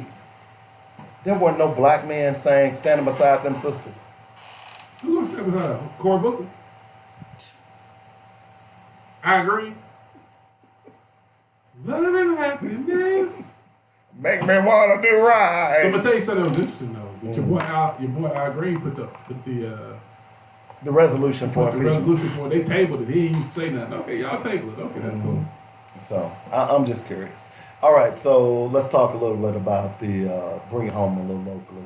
So what are your thoughts on the citizens review? Oh no, don't do that, player. Don't throw the gauntlet this way. You hold on to it for a minute. What you think about it? I've player? already said what I thought about it. What you think about it? I think that the fact that Are you gonna be a part of the committee? You gonna be one of the 5 on the committee? Have you not talked to your mayor yet to have him appoint you as one of the 5?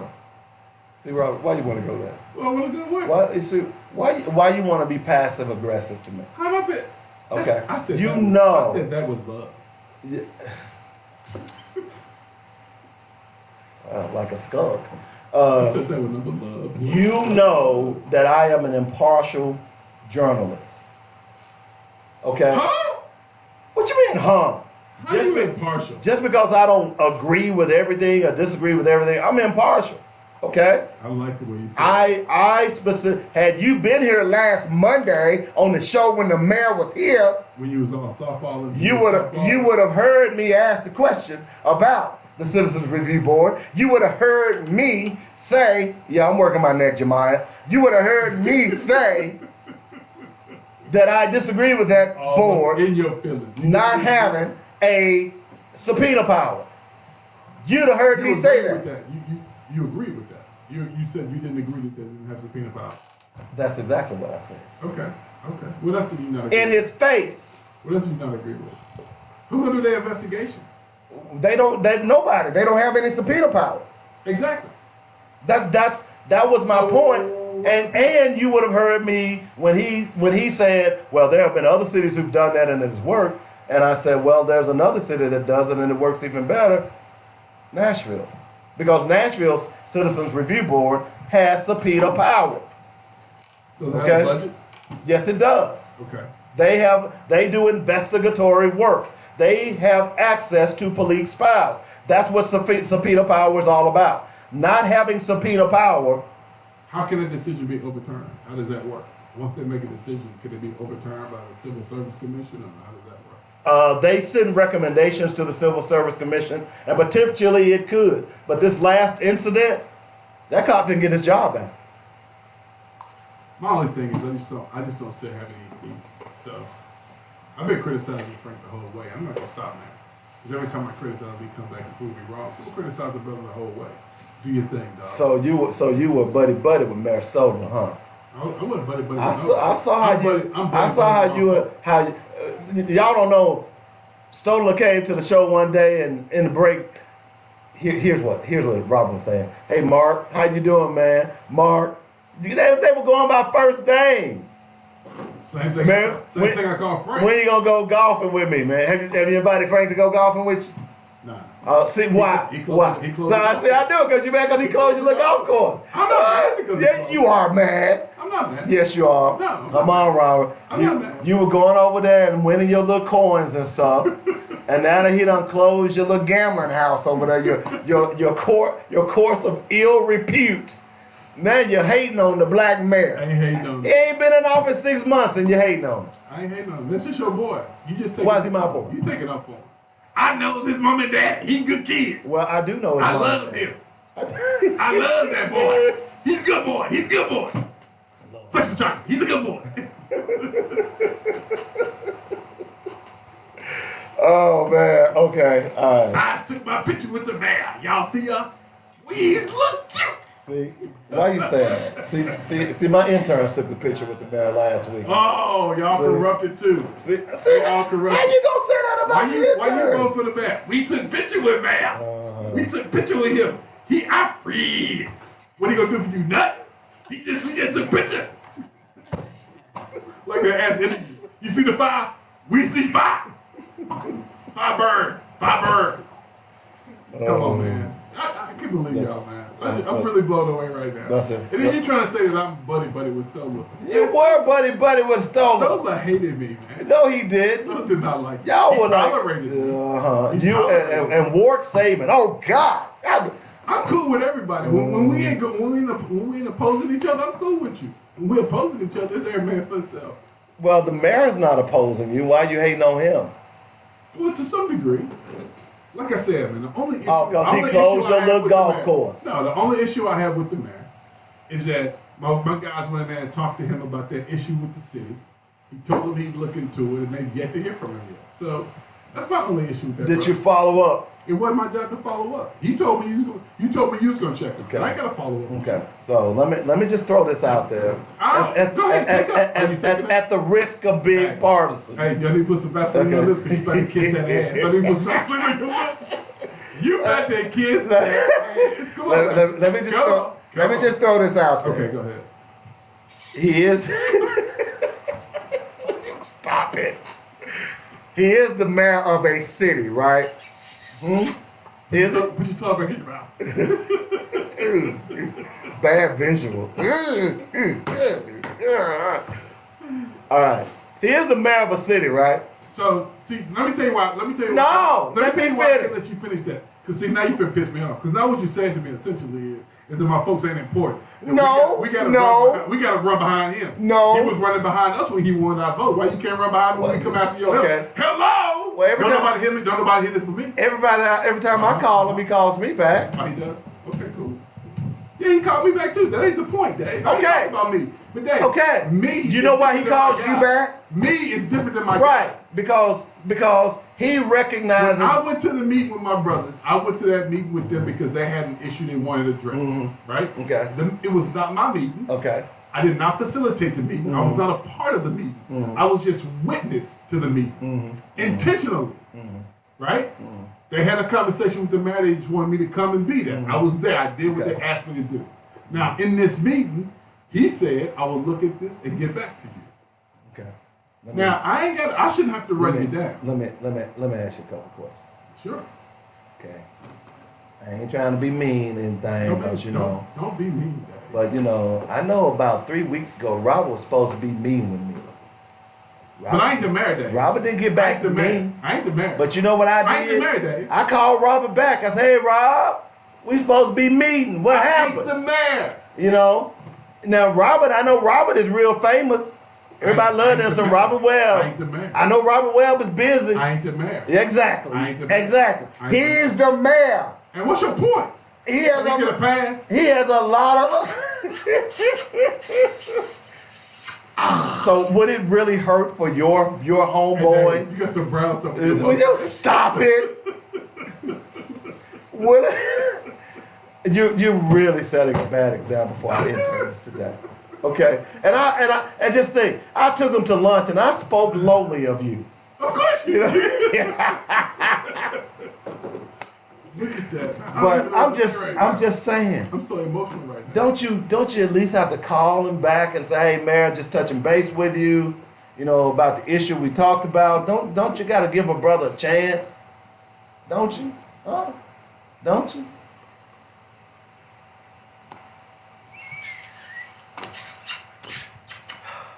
Okay. All right, Roberto. I'm done. Okay, Dave, you are a really good ass kisser. You must have a lot of practice. I'm just saying. You got the man's ring on. I'm you just, got a ring. Let me see your ring. Hold up your ring. Baby. Okay. Let me see if you. All right. You're challenging my manhood. I will take you out back and beat the dog poop out of you. Let me see your head, Dave. Homie don't play that. Homie don't play that. I don't know, Dave. The way you been kissing ass today, Dave. I know your lips sore. Is your face sore? Here we go. Your face gotta be sore from holding like this. Yeah. Dave, you gotta be real sore. Stop it. Miss Ivy, don't laugh at him. Oh, Jesus. You are just disgusting. Oh, man, that was a good one, Dave. By the way, you just full of it today. You said Trump, kept his plantation promises. Right. Fact check. Okay. Trump has not built a single mile of the new border wall since taking office. Bingo. Yeah. That's what I'm saying. He says he did. He ain't done jack. I just thought I'd throw that out there. Okay. I know you're a Trump supporter and all. Oh. I know you are. Oh, I'm so hurt right now. Ooh. Major juvenile justice signed into law by Asa Hutchinson. Have you seen this? I didn't see this story. I didn't see the article. Read it to me real quick. Who are ARadvocates.org? Arkansas Advocates. Is that who that is? Yeah. Is that a good group or a bad group? I'm looking at the picture right now that just came up, and I don't see no but white folks on this picture. Is it in the what is it, Democrat or is it? No, this is actually from their website. Looks like Dr. Whitfield posted it. But my point being that any new law passed and black folks ain't at the table, I'm a little worried. That's just me, okay? They don't ever pass stuff with black folks at the table. Okay, that's why I'm always worried. That's why I got all this damn gray hair. All right, today was the bill signing of SB 152, now Act 189, landmark legislation that will begin the process of reforming Arkansas juvenile justice system. The lead sponsor on the legislation, Senator Missy Irving and Charles Fight. Hutchinson and his administration played a key role in developing the bill's key provisions and championing the need for reform. The bill also had broad support, I don't care about that, from Youth and Justice Reform Board, Arkansas Supreme Court Commission on children, youth, and families. Major goals of the reform legislation, which was years in the making, including reducing the number of youth and length of stay in juvenile lockups, redirecting funding from secure confinement to more effective and cheaper evidence-based community services, improving equity in the allocation of services in and across judicial districts, and enhancing the treatment of youth committed to the Division of Youth Services. Okay. At its core, the legislation reflects the recognition that reform of Arkansas juvenile justice system is desperately needed. Let's see. New legislation which will take place July 1st, 2020 includes many important changes in the juvenile justice system, requiring diversion agreements to be implemented by all juvenile courts based on validated assessment tools. That right there don't mean nothing. Okay. Requiring use of validated risk assessments by commitment of juveniles to DYS, prohibiting the courts from committing juveniles to DYS for misdemeanor offenses if they are deemed low risk by a validated assessment, mandating that courts make specific written findings based on certain criteria before committing juveniles to DYS. So in a nutshell, that's what it is. Your thoughts, Mr. Robert? Let's move on to the next one. So, You hadn't talked about the police officer that got shot up in Northwest Arkansas. Why you ain't talk about that? I think that's a kind of important conversation to have. Okay, talk about Were it. they black? We don't know. Were they black? Are they told that they were black? We don't even know the police officer's name as of yet. But we do know that they weren't black, right? We know that the couple wasn't black. Who did the guy was doing the shooting wasn't black that I know of. Okay. And your point is, I sir. just wanted to make that point. That's all. No problem. Please carry on. You know, so what you're saying is that white folks are killing police officers? Seems that way. In fact, I think the last couple of shootings of police officers have been by white boys, Yeah. if I remember correctly. But it begs the question: why are unarmed black men being shot, but armed white men aren't? I told you earlier if you would listen to the show, but you were too busy being kind of trying to be funny. I don't think I was being funny. I just pointed Okay, at the fact. this is a public lynching. These are public lynchings, and I'm not trying to be hyperbolic about it. These are public lynchings because when they can, your point is very, very profound in the fact that white boys are shooting cops every day almost. They are. I remember I read a piece about a month ago where the guy had an axe. Police had lined up. He ran at him with the axe. He got close enough where he could use the axe to hit one of the police officers in the chest. Not one shot fired. They did their job and got their man. They arrested him. So, at this point, as far as these shootings are concerned, my thing is this. I hope they keep happening. And I don't mean to be crass, but they're gonna keep happening until black people decide they're gonna do something about it. That's why they're happening now. They've got us thinking that, hey, we can't do anything about this. We gotta throw up our hands. Let's just get on our knees and pray about it. Okay. That'll fix it. You just go right ahead. You prayed for a long time That will fix it. and they still stole your kids from Africa. They still sold you into slavery while you were praying. So until black people say, I've had enough of these public lynchings, because that's what this is, man. The city of Philadelphia, I read an article last week where I want to say they fired like 37 police officers. And the reason they fired them is because they discovered, remember that database that came out over a month ago where they monitored various police departments across the country? Right.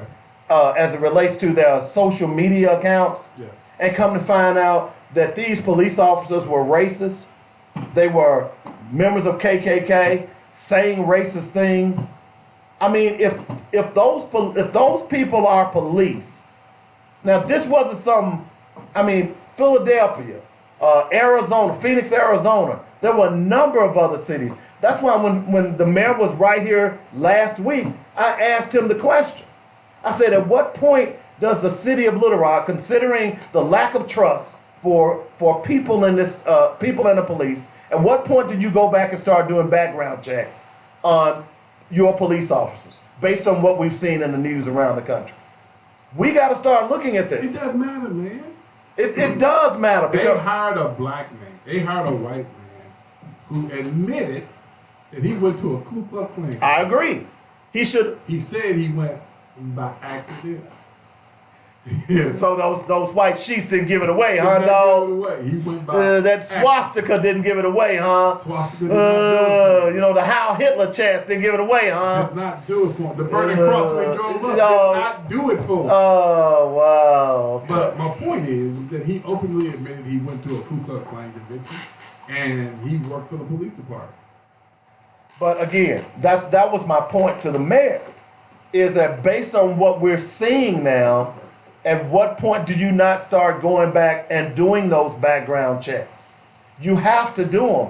But the bigger point is this: if those people are in our police departments with those attitudes, then how do you think they're going to address black people on a regular basis out in the streets? It's just like the guy who was planting meth on people. These are your so-called police officers. The lady in Houston, that rape on the side of the road of that black woman is abhorrent. Yeah. Those men still have their jobs. Yeah. I mean, that doesn't make any sense to me. How can you? It's on videotape that you raped this woman. You pushed her head up under the car and you raped her on videotape. And they can't be fired? The problem is America, man. The problem is us, the American people, who have given police officers these carte blanche cards that say, hey, you're a police officer. You can do anything you want. And until we as the American people say, hey, that ain't working anymore, they gonna continue. Look, if you could go right now and go to any bank in America and get $1 million, would you do it? Of course you would. So would I. And everyone else would. So if I'm a police officer and I can get away with murder, if I can get away with drugs, if I can get away with raping, look, the guy in Oklahoma that was raping all those women, remember, he had done it, he had raped, I want to say over 10 women before someone finally said, hey, this police officer raping people, he needs to go to jail. And then they didn't want to send him to jail. So until my whole point is this, I understand human nature. And I know human nature, regardless of where you are, you're going to push and try to take whatever you can. That's human nature. And if you're letting police officers walk around carte blanche with immunity on everything that they do, like those officers that fired 55 times in that car in 3 seconds, what do you expect you're going to get from them? What are you going to get from them? You just told me Mr. Robert Webb, Mr. Highfalutin, high standard Robert Webb, walking around with your nose up in the air. Every time you walk outside, you're catching bugs, your nose up in the air. That if you walked into a bank and could get $1 million, you do it. Yeah, who wouldn't? So what's the difference in these cops? I'll agree with you. There is no punishment when they shoot and kill unarmed black men. They broke who was it? Was it Jacksonville? North Little Rock. North Little Rock. They broke the white guy's arm and he was terminated. So again, that's two things. One is value. They value the white guy because again, police are supposed to protect white people. That's what they're supposed to do. They're supposed to protect white people, and if you don't protect white people, then yeah, we're going to lock you up. We're going to fire you. But I think what's more important is that we have the conversation about how do we address it, because we never have that conversation. We never have the conversation about how we. No, we don't. And I think, a lot of people say that my way of addressing it is really, what's the word? Radical? Radical. Violent? No, not violent, but radical. Because if you look at everything you do, you're paying for police retirement. When you get ready to pay your personal property taxes, when you get ready to pay your real estate taxes, telling me that you want to opt out of paying for police retirement. Why do they say that's radical? I don't know. The police doesn't serve black people. Opt out of paying your police retirement. They don't. Opt out of it. They don't serve black people. That's clear. And if they don't let us, then we'll go to court. We have prima facie evidence that the police do not serve black people.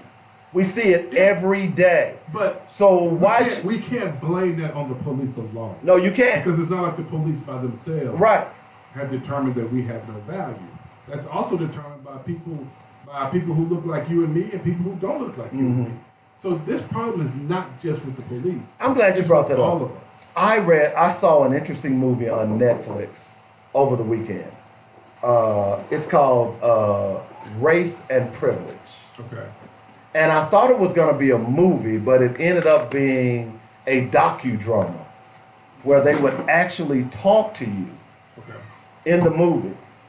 And it talks about gentrification. It talks about black on. It was surprising that I saw it. It kind of shocked me because I was just going through Netflix, and it was actually really good. And I recommend you go out and read it. What's the name of it? It's called Race and Privilege. It's on Netflix. Race and Privilege. And it's about gentrification or regentrification, whereas that they go in and this black neighborhood was ritzy. It was a nice neighborhood, and so when they tore down all of the projects, they moved the quote unquote project people into that black neighborhood. Black and privilege. I saw that. Is it black and privilege? Okay. And you began to see the same types of attitudes from black people against other black people that white people exhibit. I thought it was a great, great piece. And it goes on, the crime. You saw where so-called the powers that be had hired gang members and thugs to go into that neighborhood to shoot and kill, to corrupt it because they wanted to buy it and gentrify it. I mean, it really, really was a good piece. And I thought about that because at the end of the day, you're right, Robert. We are responsible for our own neighborhoods. We are responsible for the police department. And until black people understand that hey, look, we're not going to take this mess anymore, it's going to continue to happen. It's not going to change. You have to decide that, hey, I don't want that in my neighborhood. How do you fix it? We have to decide to make a change because look, it's pretty clear that they're not going to change. One of the pieces that I was going to read for Black Facts, I'm going to read tomorrow, is about how Woodrow Wilson, one of the worst presidents in American history, promised that he was going to take care of black folks, and he lied to them. Well, guess what? What else is new? And the reason I bring that up is because history is replete with promises to black folks. And black folks are still waiting. Until black folks stop waiting and say, we're going to do for ourselves, this mess is going to continue. I think Woodrow Wilson is taking a beating because of that so-called promise. Well, when you show Birth of a Nation in the White House, that's probably gonna hurt you too a little bit. You know what I'm saying? And I'm not talking about the recent Birth of a Nation. No, I know. I'm talking about the original racist film Birth of a Nation. I mean, when you show that in the White House, you're probably gonna get some negative bias. I'm just saying. I don't know that to be true, but I'm just saying. But anyway. 855-525-5683 is the number. Robert, you have anything else you want to talk about today? I want to make sure that we're getting in your subject matter, since you want to claim that, I don't ever want to talk about the mayor. So you got any more darts you want to throw at my friend? I'm not throwing darts at your friend. That's your friend. I'm just saying. I understand you want to be supportive of your friend. That's cool, brother. I'm going to tell you like this. I'm supportive. He can't do no worse than the white ones that's been in there. Hello? Yeah. Am I right? That's what black folk always get. We always rationalize it that way, though. Yeah, we do. He can't do no worse than white folks have done to us.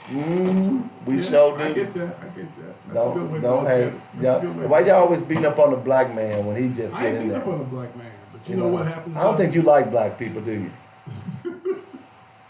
You don't like black people, do you? That hurt, man. I don't think you do, man, because you're always hating on black folks, man. What black folks I'm hating on? Other than Camilla, Corey, and our mayor. And I'm not hating on the mayor. I like the mayor. I don't know what it is. I like You the don't mayor. like. Her name is Kamala. See Whatever. the fact that Kamala. you won't even call the Kamala. sister by her right name. Kamala. Like what was that big wrestler's name? Kamala. There you go. Yeah, that was like a stereotype. What? The big wrestler. Yeah. Kamala.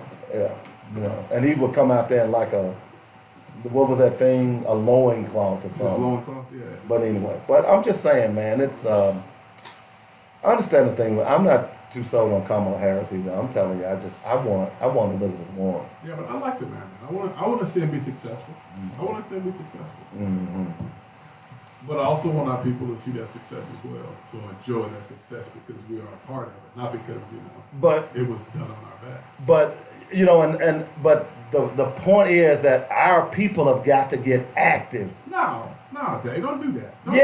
Don't do that, Dave. They got to get active. Don't do that, Dave. Okay. Don't do that, Dave. Okay. Let before. Don't do that, Dave. What am I talking about acting? What am I talking about acting? You talking about going out to vote? No, that ain't what. See, that ain't what I'm talking about. Dave?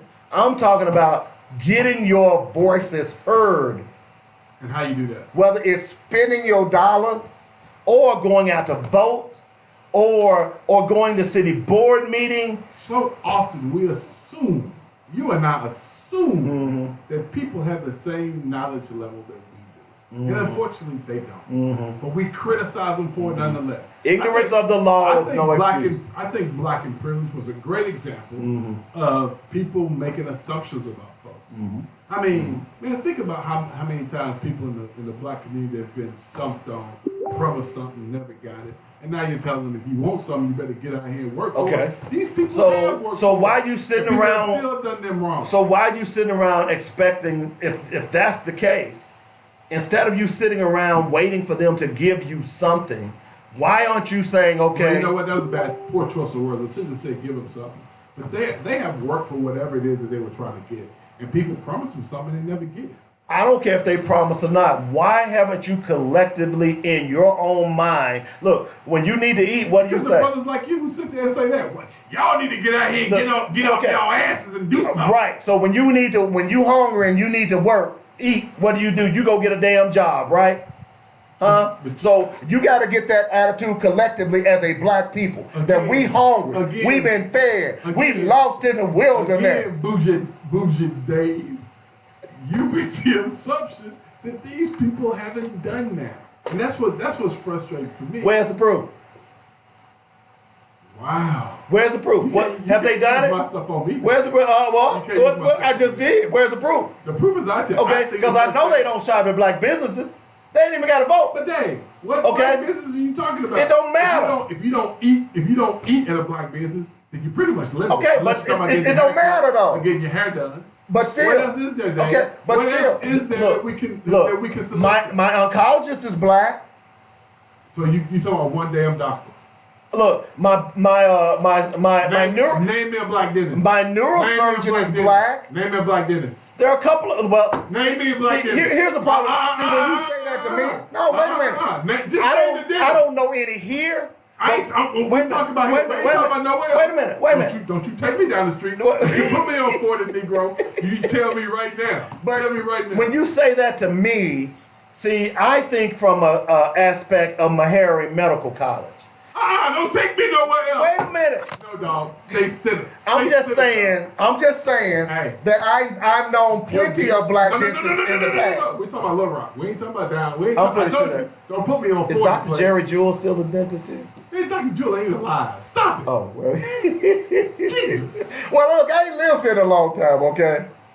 I'm just saying. Come on, give me I'm one. just Give me saying. one black dentist. Okay, so if it ain't black dentists, why ain't you being a dentist? Pardon me? If there aren't black dentists, why isn't someone out there setting up? Look, there's a black chiropractor here. There are a whole lot of more You ain't black. answer my question. Look. Black dentist. Okay.